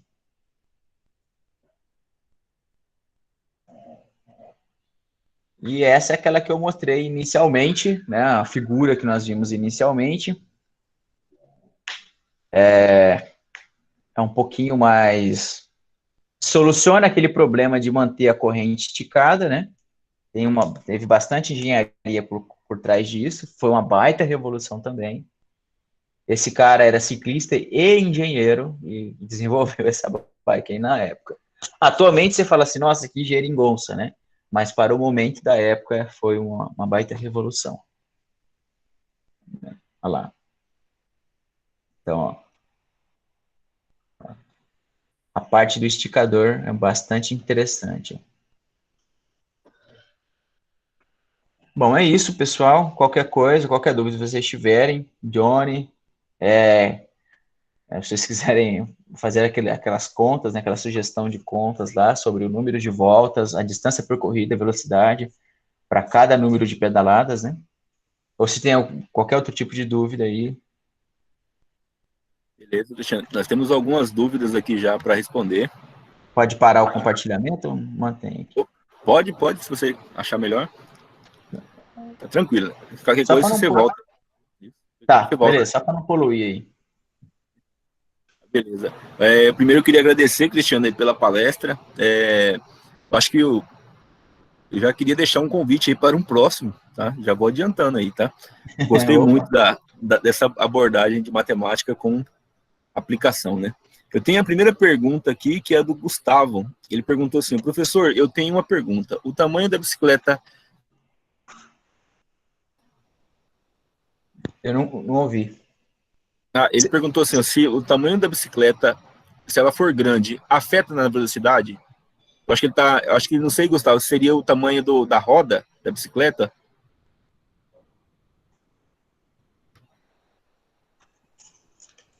Gustavo, não sei se ele está ainda. Tudo bem, mas assim, eu vou responder para os dois casos, né? O tamanho da bicicleta, então tem assim, ó, o tamanho da bicicleta tem que ser ajustado para o tamanho do ciclista, né? Primeiro, essa é uma possibilidade, né? É o tamanho da bicicleta para o ciclista. Então, se uma pessoa muito alta pega uma bicicletinha muito baixa, muito pequena, vai afetar sim o seu rendimento, né? Não que aquela bicicleta menor não consiga andar muito rápido, mas a pessoa muito alta numa bike pequena, para ele, não vai conseguir o mesmo rendimento. Quanto ao tamanho da roda, o tamanho da roda, sim, tem sim, né, alguns estudos sobre isso. A roda do tamanho do aro 29 tem uma vantagem, tem alguma vantagem sobre as bicicletas de aro 26 e de aro 27,5, tá? Quando você está num trajeto que não tem muita variação não tem muita variação, se eu não tenho muito sobe e desce, eu não tenho muitos obstáculos para superar. Estou andando aí, tipo, numa estrada de cana, uma estrada de asfalto, né? Então, nessa condição, a bicicleta com a roda maior, com a aro 29, tem vantagem em manter velocidade. A consequência também, assim, ó, se a roda é maior, aí você passa a utilizar a coroa menor também, tá? Não tem uma relação entre isso também, porque vai ficando cada vez mais difícil, né? Quanto maior a roda, fica mais difícil você embalar ela. E a coroa menor faz com que você aumente o torque, né? Com a mesma força que você tem, né? Então você diminui a coroa para aumentar o torque, para arrastar uma roda muito maior. Aí tem mais uma possibilidade. A bicicleta mais pesada atrapalha? A bicicleta mais pesada pode atrapalhar se ela não tiver uma aerodinâmica.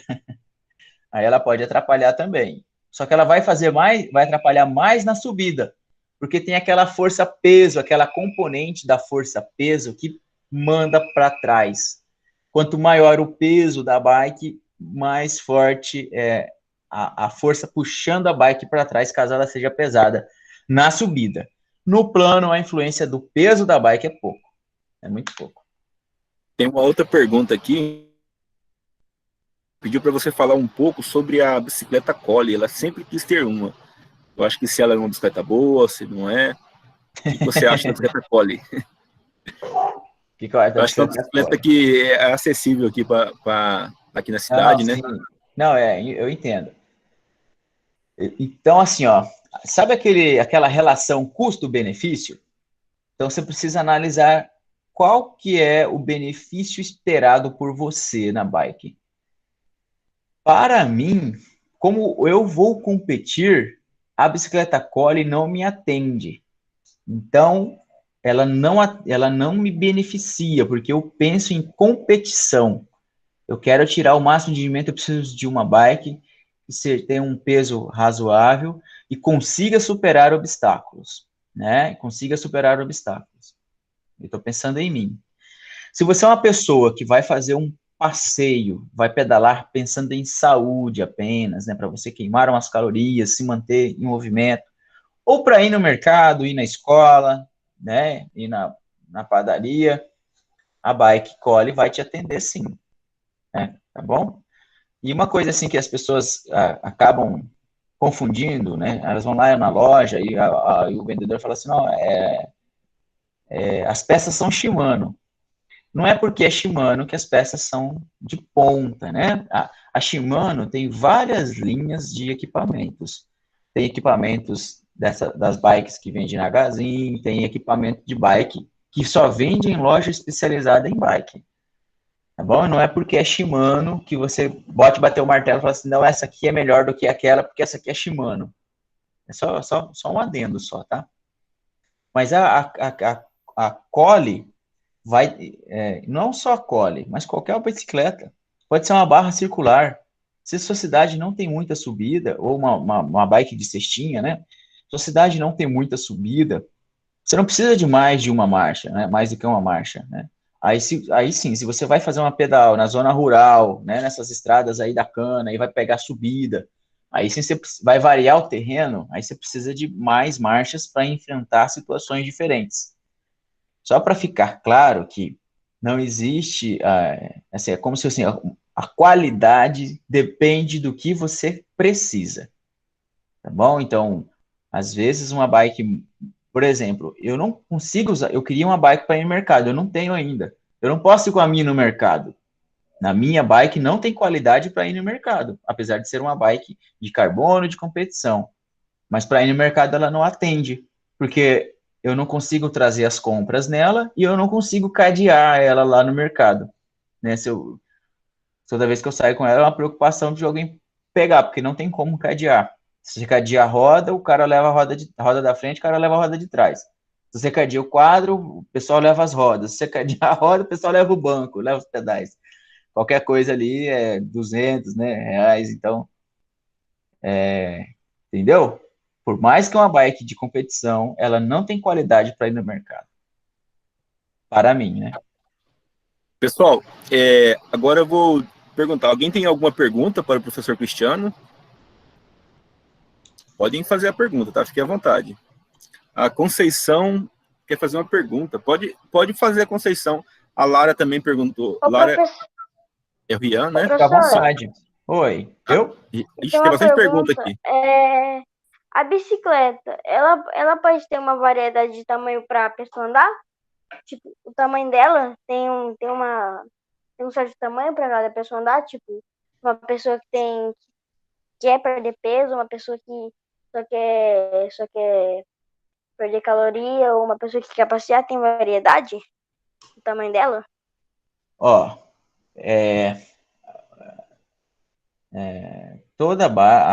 independente se você vai só na padaria, só quer perder peso, só quer ir no mercado com a bicicleta, é importante que a bike esteja ajustada para as suas medidas. Você lembra a parte do banco, do ajuste da altura do selim mais para frente, mais para trás? Esses ajustes têm que acontecer em qualquer bike, para quem está usando para ir para o trabalho, para quem vai passear, para quem vai fazer uma pedalada aí nas zonas rurais, tá? Para quem vai competir também, né? Então, o tamanho da bike importa, sim. tá bom? O tamanho da bike importa sim. Dependendo a estatura da pessoa, dependendo, assim, ó, existe vários tamanhos de quadro. Quando você fala tamanho da bike, você não está falando de roda, tá bom? Tamanho da bike é o tamanho do quadro da bicicleta. Então, atualmente, que nós temos no mercado é bicicleta P, M, G e GG, tá bom? P, M, G e GG. Então, vamos pegar um adolescente aí que não tem muita estatura, suponhando, né? Vou pensar no mais comum, né? Então, ele precisa de uma bicicleta P. Porque se ele pegar uma bicicletona GG, ele não vai conseguir abaixar o banco na altura necessária para ele. Já uma bicicleta P tem possibilidade de ele ajustar o banco na altura para ele. Fica mais encaixada a bike. Tá bom? Então, é como se você estivesse escolhendo uma peça de roupa. Um chinelo. Você precisa ver qual que é as medidas dele, né, dessa peça, e ver se enquadra no seu biotipo físico. Beleza. Eu vou passar aqui para Ristineia Sandri. Aí depois a Lara Ripardo, tá? Eu tô lendo só os nomes que estão aqui com as mãos levantadas, tá, pessoal? Ristineia, pode fazer sua pergunta, ligar o microfone. Boa noite. Boa noite. Eu quero agradecer, né, o convite que a Rose postou no grupo. Eu cheguei um pouco atrasada, mas estou gostando muito e tenho interesse de participar nas próximas lives aí, viu? Parabéns pela iniciativa. Obrigado. A gente vai ter próximo assim, a gente vai combinar com os próximos colegas aí. Eu estava pensando aqui, conversando com o João, com outro colega nosso lá do mestrado, Cristiano, para fazer essa sequência de live ano que vem, já que o ensino é híbrido, né? Agora, né? Sim. É interessante. Quando outro pode professor... institucionalizar isso aí na Sinop, talvez, ou aqui na Barra mesmo, né? Uhum. Não, seria bacana, sim. Totalmente Ação com a favorável. educação básica. Sim, cara. Precisamos disso mesmo, né? E me disponho, né, a montar o projeto, né? E quando tiver outros também, né, eu serei ouvinte, né? Lara, eu vou passar a palavra para Lara Ripardo, que eu acho que é o Rian. Rian não, é o... Pode perguntar, pode ligar o microfone, tá? O Pedro Henrique, depois a professora Kátia. Lara Ripardo pode fazer a pergunta.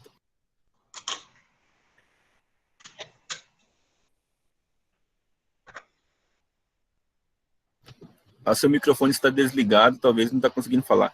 O nome que está aqui é Lara, mas é meu aluno. Esqueci o nome dele agora. E aí, Lara?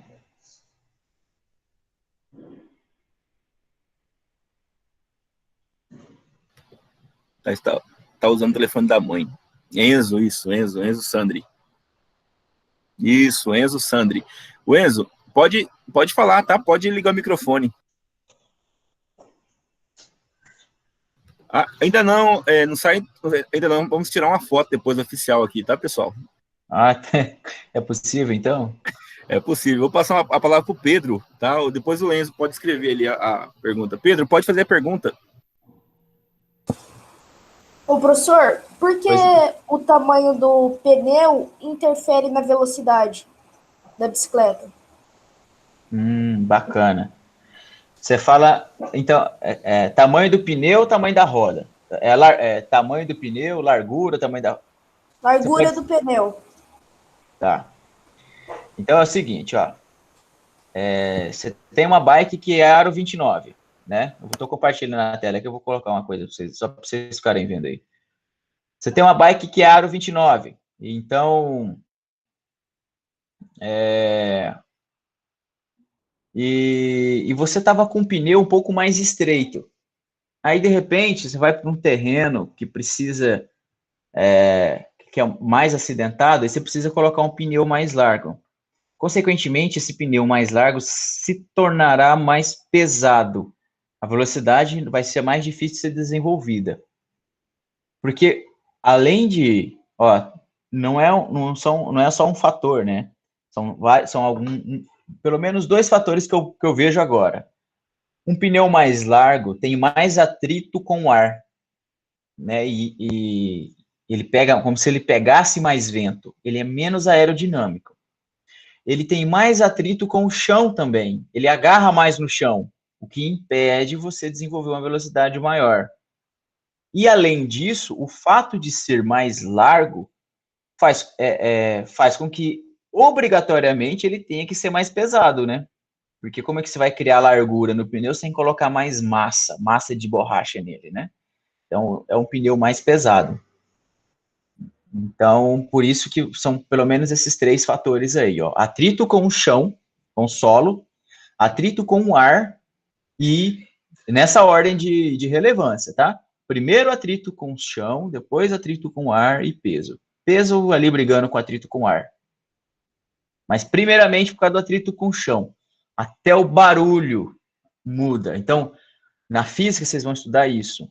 Quando você está ouvindo barulho, qualquer barulho que você está ouvindo, é porque está acontecendo a dissipação de energia. E quem que está gastando energia? O ciclista, né? No caso da bike, só o ciclista. Tá? Tem a professora Kátia, já terminou? Concluiu? Você vai fazer sim. Não, só para eles verem os tipos de obstáculo. Também tipo assim, você precisa a minha bike precisa de suportar esse tipo de coisa, ó. É muita violência na bike, né? Muita agressividade. Então, terreno é difícil, ó. Aqui é a trilha aqui dentro da cidade mesmo, no parque aqui da cidade. Tem bastante obstáculos, então eu preciso de uma bike que tenha condições para isso. Até para completar a resposta da mocinha. Uma bike core pode andar aí, mas não vai aguentar muito, não. Né? Ela pode não suportar tudo isso que eu faço com a minha. Professora Kátia, diretora da escola, também tem uma pergunta também, Cristiano. Vou passar a palavra para ela. Tá. Boa noite, Cristiano. Prazer imenso ter você conosco hoje. Opa, obrigado. Eu não tenho nem muito o que perguntar, você explicou muitas coisas. Eu sou uma ciclista iniciante, só ando um pouquinho, né? Estou aprendendo, mas hoje deu para aprender bastante coisa sobre algumas dores que eu tenho sentido aí, então a minha bicicleta está desajustada para mim. Então, preciso correr atrás desses ajustes. E como a matemática tem relação com tudo. Né? Eu passei até o link para a Rose, que é uma que está no grupo de mulheres que pedalam, e ela passou para a Estinéia está aí assistindo. E como é um assunto interessante, assim... Junto com vocês. Que eu estou ouvindo, Rose. E a Rose já pedala bastante também, já subiu esse trajeto aí que você fez, ela já fez também. Mas muito interessante, Cristiano. Gostei muito de participar da live. Parabéns para você e para o professor Johnny, que teve essa iniciativa. E para os alunos que estão aqui ouvindo, né? Eu vi tanta coisa de matemática interessante para trabalhar. Aliás, eu sempre falo para o Johnny, que a matemática está em tudo, né? E ele tem feito isso em nossa escola, feito os pedagogos buscarem, eu sou pedagoga, mas buscar muito essa matemática nos anos iniciais, e tem feito muita diferença em nossa escola, né? E esse trabalho, apesar desse ano ter sido remoto, os professores estão se reinventando, como hoje, nessa live sobre a bicicleta e a matemática. Então, deixo aqui os meus agradecimentos em nome da escola, a você e ao professor Johnny e todos os envolvidos, tá? Meus parabéns pelo trabalho. Nossa, muito obrigado. Obrigado. Tá, uma coisa boa da pandemia foi essas conexões, né? Que antes a gente não fazia, não sei porquê, né? Agora aprendemos a fazer. Eu tenho o Pedro Henrique tem uma pergunta, mas eu tenho uma pergunta antes aqui do Enzo, tá? Acho que vai ter mais uma do Breno. Qual que é melhor, na sua opinião? Se é uma Cole ou uma Lotus? Pergunta difícil, né? Sabe por que é uma pergunta difícil? Porque a bike tem muitos componentes, né? Então, os componentes que mais são relevantes, ou serão mais relevantes na bike, que podem tornar ela mais cara ou mais barata, são as rodas, a suspensão, né? E depois esse grupo, que nós comumente chamamos de relação da bike, né? Que é o conjunto entre coroa, cassete e corrente. Então, é complicado falar isso agora. Por marca, só pensando assim em marca, parece que a Lotus tem até bike de carbono. Então, parece que a Lotus tem mais, investe um pouquinho mais em tecnologia. Acho que tem até uma equipe Lotus de Rondônia. Então, pensando só em marca, assim, sem ver porque uma Quali, dependendo da Lotus, né, a Quali pode ser melhor. Mas só pensando na marca, você precisa ver os componentes que tem nessas bikes, né? Peça a peça, tipo, qual que é a suspensão que tem em cada uma? Qual que é a roda que tem em cada uma, né? Pessoal, só eu queria que todo mundo pudesse ligar as câmeras, só para a gente tirar uma foto Na oficial foto? aqui do evento, tá? Ué. Liguem as câmeras aí para a gente tirar uma fotinha aqui para a gente registrar. Muito obrigado, eu queria agradecer a participação de todos que estão aqui presentes. Alguns saíram, porque são crianças, são bem jovens, ainda 11, 12 anos, né? Estudaram o dia todo, estão cansados. Vinícius, Maria Eduarda, quem quiser conseguir ligar a câmera aí, liga para a gente tirar uma fotinha oficial aqui, para a gente postar aqui no grupo da escola, né? Um evento... Ô, professor, desculpa incomodar aí, mas eu preciso saber uma coisa. Qual que é o nome do canal que vai estar saindo na live? Pra mim saber? Eu vou postar depois no meu canal do YouTube, tá? Ok, obrigado. Matemática com o professor Johnny. Tá? Aí o Pedro Henrique também depois tem mais uma pergunta, mas vamos tirar essa foto oficial aqui, tá? Tirei a primeira. Vamos lá. Eu nem sei onde que eu tô aparecendo. Aqui, opa. Beleza. Olha lá, vamos tirar uma foto oficial. Obrigado pela presença. Permitir. Beleza, pessoal, tirei foto. Já tirei bastante, tá? Eu vou colocar no grupo da escola para facilitar. Mais uma pergunta somente, tá? Do Pedro Henrique, para a gente encerrar. Mas depois do Pedro Henrique, eu vou agradecer a presença de vocês. Olá, Pedro. Pode fazer seu questionamento. Ô, professor, tem como fazer por exemplo, uma trilha com uma bicicleta de pneu mais fino? Tem sim, depende da trilha, né? E tem que cuidar com os obstáculos que terão pela frente. Existe uma modalidade, olha, eu faço a competição na modalidade MTB XCO, Cross Country Olímpico, e Cross Country Maratona. Então, eu ando por trilhas dentro da mata, passando por obstáculos, por algumas horas. Tem várias modalidades de bike. Tem essa bike do pneu fino que anda pela trilha dentro da mata também. Essa modalidade se chama cyclocross, ou ciclocross. Ciclocross. Tá? Eu vou digitar aqui, ó.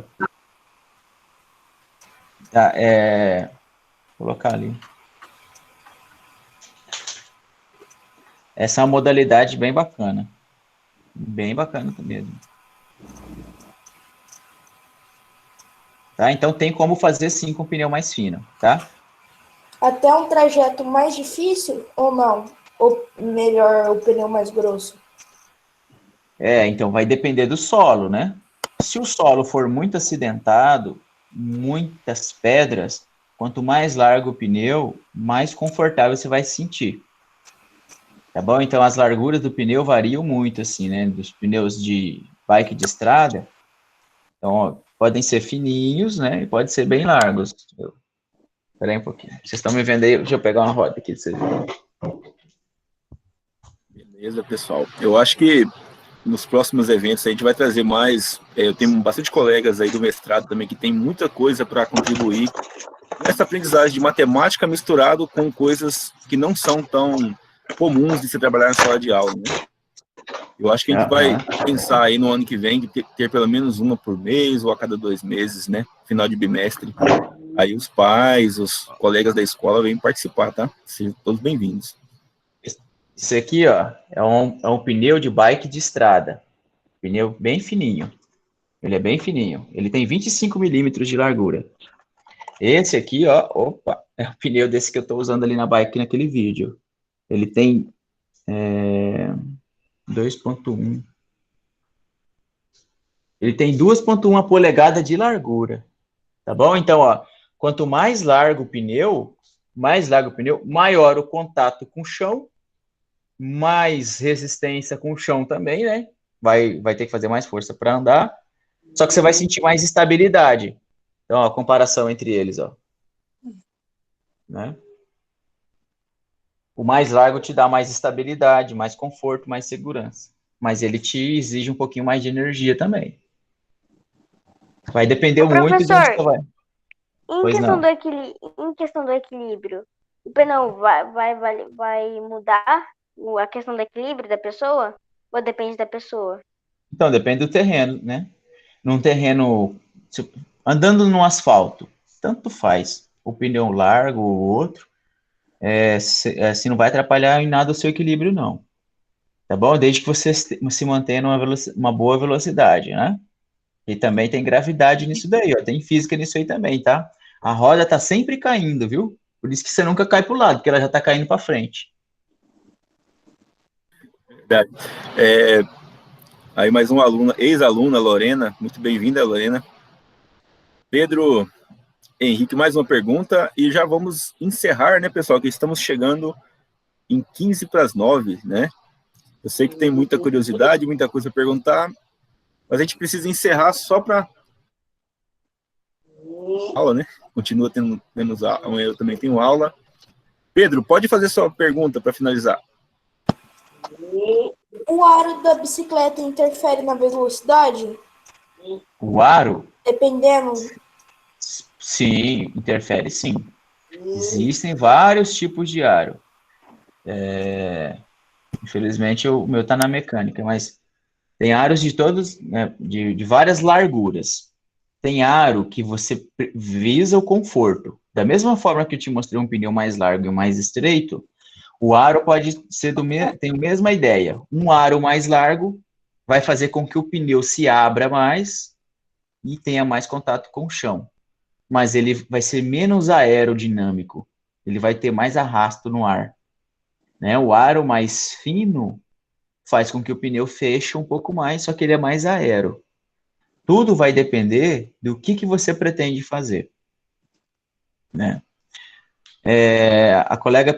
O Breno perguntou ali se a cola é boa para fazer trilhas. Depende de que tipo de trilha você está falando. Esse vídeo que eu passei meu aí é trilha mesmo, dentro da mata, passando por pedras, né? Então, neste caso, pular tocos, eu não aconselho muito. Se for para andar na estrada de asfalto, lá no asfalto, né? Nessas ruas de cana, que é bem socadinho, né? De chão, mas bem socado, tudo pode fazer sim, não tem problema não. Funciona assim. Beleza, Breno? Ok, pessoal. Então, acho que a gente pode finalizar. Tá? Eu vou finalizar aqui a parte de gravação, para a gente depois se despedir, tá? Cristiano, eu queria agradecer você por ter disponibilizado essa palestra para a gente, que foi bastante enriquecedora. Eu aprendi muito aqui com você, né? Eu quero até depois parar e sentar e ouvir de novo a palestra, porque eu quero utilizar essas ideias aí de utilizar esses recursos que tem na bicicleta, né, que dá para trabalhar na sala de aula, né? Sim. Em vez de eu ensinar, por exemplo, fração lá, por exemplo, utilizando exemplos abstratos, eu posso pegar a bicicleta da criança e fazer as continhas com ele, descobrir qual que é a relação da bicicleta que ele tem, né? Isso aí é uma coisa que favorece. Eu já vou deixar o convite aqui para ano que vem a gente fazer mais uma palestra aí. Só para adiantar, pessoal, o Cristiano ele tá querendo modelar, né? Eu acho que isso é uma coisa bem curiosa, né? Fazer uma espécie de modelagem desse bike fit, né? Ou seja, criar uma expressão ali matemática, já que tem cidades que não vai ter o bike fit. Eu acho que aqui na Barra, provavelmente, daqui a uns tempos, o pessoal da Bike Mania parece que vai instalar. Mas enquanto não tem o bike fit, né? Oi? Eu acho que você acabou de falar, o Hamilton, ele fez o curso de bike fit, eu acho que ele já vai... Fez isso, ele já vai começar a fazer, né? Isso. Então, se tiver bike fit, ele vai criar uma espécie de equações, né? Um modelo com base naqueles banco de dados que o programa Shimano oferece, cria uma equação, e aí qualquer cidade, qualquer pessoa, em qualquer lugar do mundo aí pode fazer o seu próprio bike fit, né? É claro que não vai ser ideal, né? É um modelo matemático, não é um modelo perfeito, né? Mas que pode ajudar as pessoas na hora de, igual a Kátia relatou, que está sofrendo dor, tudo isso pode ser um ajuste, né? Na bike, pequeno ajuste aí. É isso. Bom, Cristiano, pode fazer seus pronunciamentos finais para a gente encerrar. Fique à vontade aí.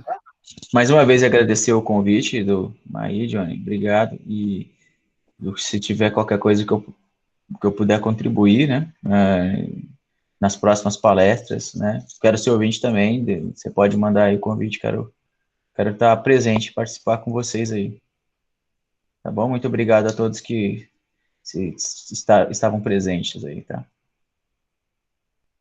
E fala pra Tati não pegar meus com, viu, Cristiano? Eu vou falar para ela. Fala pra ela deixar meus com lá. Tá. Dessa vez nós vamos passar férias aí, não vamos de bike, não. Fala pra ela não pegar.